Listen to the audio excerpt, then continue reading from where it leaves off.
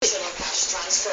Si EOTC Secretary June Abaya, pinagbibitiw naman dahil sa paulit-ulit na pagkakalis ka rin ng mga tren ng MRT. At i-upload sa Twitter. Noon ang palasyo ang mga miyembro ng gabinete, nagbayad din ng suporta ang Malacanang sa pinuno ng PNP.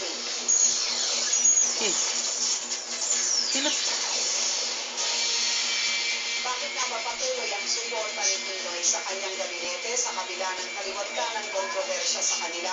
Yan ang pag-uusapan natin live kasama ang kolumnista ng Manila Standard today na si Jojo Robles. Balhin. Yeah.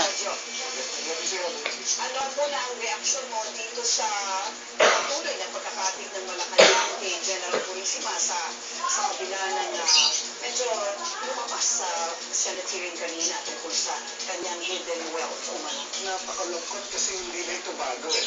Lagi nalagyan yan. Excuse me. Pinagtatanggol lagi yung kanyang mga tao bago imbestigahan.